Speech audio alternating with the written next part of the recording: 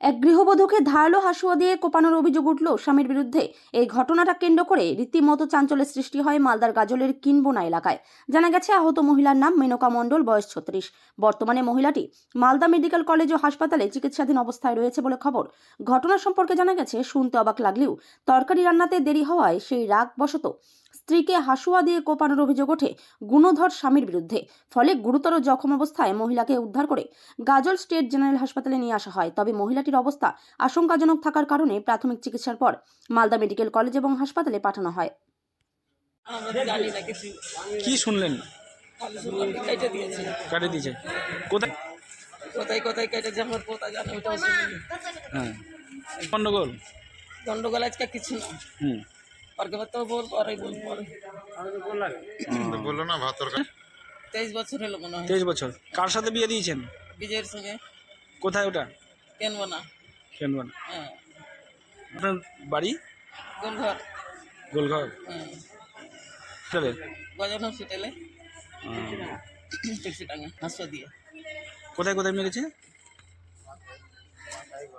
মাথায়, গলায়, বুকে। কি নাম হলো আপনার? আমার আলতি মণ্ডল। আপনার কে হয়? আমার মেয়ে হয়।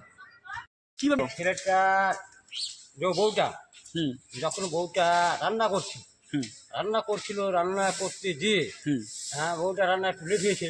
হুম হ্যাঁ, লেট যখন হয়েছে তখন তুমি সে মদ খেয়ে আসো না, যে মারছি যে কাজে আসো, আমার দরকার দেখার ব্যাপার নেই। আমার লেট হতেও পারে, কিন্তু তোমার সংসারই কাজ। হুম। হ্যাঁ, এসে একটু লট দিয়েছে, তার ভিতরে দেখছি কি হাইটা কোপা কাপি আবি যাই, তুমি ভাত হলো না কেন? তরকারি ভাত খেয়ে গেছে, তরকারি হয়নি। হ্যাঁ, তরকারি ছেলেটা কি বিজয় নাম? মণ্ডল, ওর স্বামী কি নাম? বিজয় মণ্ডল। বিজয় মণ্ডল। হ্যাঁ। বয়স? হ্যাঁ, বয়স 40 প্রায়, না 40। বাড়ি? বাড়ি কানমোলা। তারপরে? মেয়ের নাম মেনকা মণ্ডল। কি ওখানে পড়ে আসে, রাস্তা ধারে কিন্তু পড়ে আসে, আমার বৌদি ধরে আসে। তার ভিতরে আমি কিন্তু স্প্রে করতে যাচ্ছি ইসে মটরশুটিতে, তখন বলছে তোমার মটরশুটি স্প্রে করতে যেতে হবে না, তুমি একে নিয়ে যাও। হ্যাঁ, তখন আমি স্প্রেটা সাইকেল ওখানে রেখে দিলাম, ওখানে রেখে ওর বাড়ির সামনেই রেখে আমি ওকে নিয়ে তুলে আমি তখন গাড়িতে, তখন আমাকে চলো এসে যাই হাসপাতাল। হাসপাতাল। হ্যাঁ, হাসপাতাল আমি বাড়ি ছিলাম, হাসপাতাল আমি গেলাম, তো আমাকে হাসপাতাল এই সারা কাটবো আয় ঢুক। চোখ মেরেছে মাথায়, আর গালে, হুম হ্যাঁ হাতে আছে, হুম। আর বুকে আছে নাকি, বুকে চাঁদের দেখিনি। হ্যাঁ, মানে 3টা কি 4টা কোপ আছে। কেমন ভালো করে। বলছে? আপনার কি হয়? আমার মামি, মামি। সম্পর্ক মামি বলবে। আপনার নাম? আমার নাম নারায়ণ মণ্ডল। বাড়ি? বাড়ি কানবো না, দোষ ছেলের দোষ আছে। ছেলে। হ্যাঁ, ছেলের দোষ আছে। তো এই বিষয় নিয়ে গাজল থানাতে জানিয়েছেন? হ্যাঁ, গায়ের সঙ্গে জানা হয়নি, এখন জানা হবে। হুম। এখন চেষ্টা করে যাওয়া হবে। প্রথম হসপিটালে আসা কোন হবে। হসপিটালে নিয়ে আসেন? হ্যাঁ, তুলসীডাঙ্গা হসপিটাল। ক্ষতিকারক প্লাস্টিকের ক্যারিব্যাগ বর্জনের নির্দেশ দিয়েছে সরকার। চারিদিকে চলছে সচেতনতামূলক প্রচার কর্মসূচি। রায়গঞ্জেও তার ব্যতিক্রম নেই। ক্ষতিকারক প্লাস্টিক পরিবেশকে চরমভাবে দূষিত করছে। এর থেকে নিস্তার চাই। তাহলে উপায় কি? চিন্তা নেই, রায়গঞ্জে চলে এসেছে বিকল্প ব্যবস্থা। সবার জন্য সুখবর।